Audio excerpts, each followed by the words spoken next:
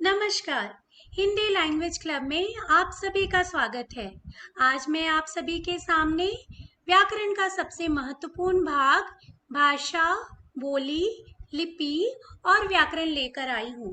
आज इस विषय को हम कुछ उदाहरणों द्वारा, कुछ चित्रों के माध्यम से समझने की चेष्टा करेंगे।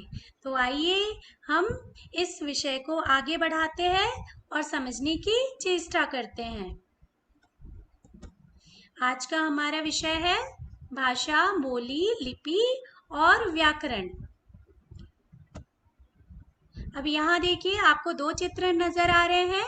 पहले चित्र में पुस्तकाध्यक्ष बच्चों को इशारों से चुप रहने का संकेत कर रहा है और दूसरे चित्र में रेलवे स्टेशन पर खड़ा गार्ड हरी झंडी दिखाते हुए रेलगाड़ी को आगे बढ़ने का संकेत दे रहा है। इस प्रकार से दोनों ही व्यक्ति संकेत द्वारा अपने मन के भावों को और विचारों को व्यक्त कर रहे हैं। संकेत द्वारा अपने विचारों को व्यक्त करना भाषा का एक रूप है, लेकिन संकेतों द्वारा हम एक सीमा तक ही अपने मन के विचारों को प्रकट कर सकते हैं। अतः यह भाषा का गौण रूप है।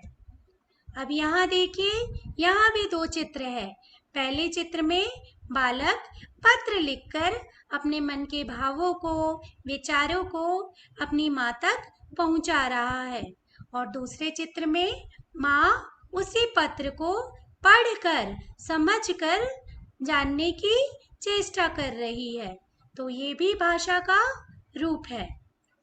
इस प्रकार से हम कह सकते हैं भाषा वह साधन है जिसके द्वारा हम अपने मन के भावों को और विचारों को प्रकट करते हैं तथा दूसरों के मन के भावों और विचारों को समझते हैं या जानते हैं।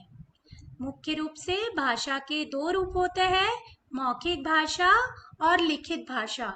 जब व्यक्ति अपने मन के भावों को, विचारों को बोलकर या सुनकर प्रकट करता है तो वह मौखिक भाषा कहलाता है।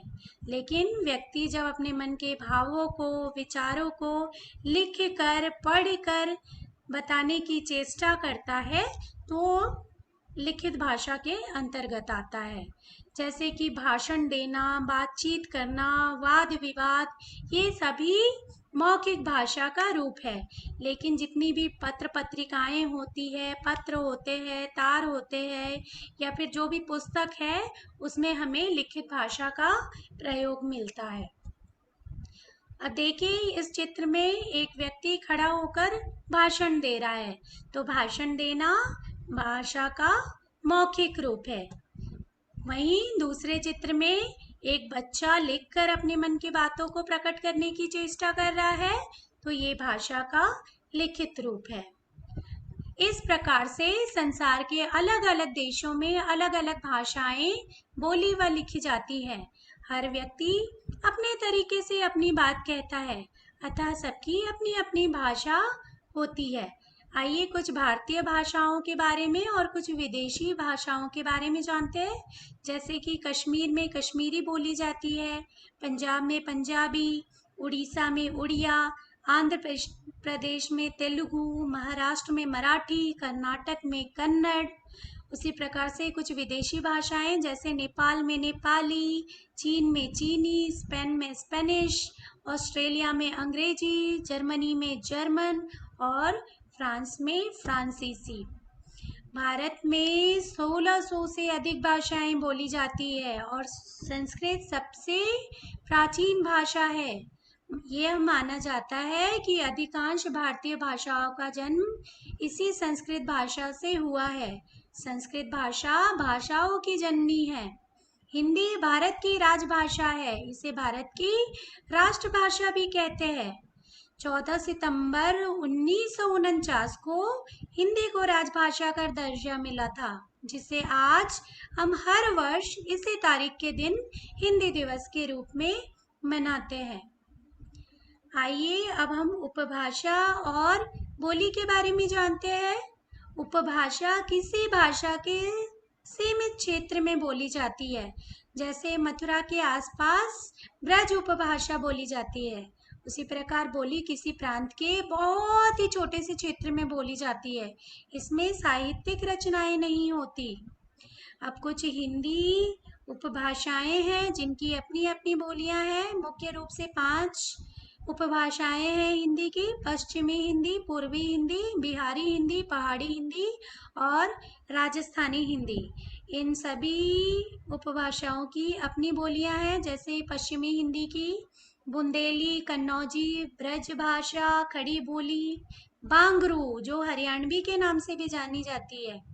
पूर्वी हिंदी के अंतर्गत हम अवधी, बघेली, छत्तीसगढ़ी को ले सकते हैं। बिहारी हिंदी के अंतर्गत मगही, मैथिली, भोजपुरी।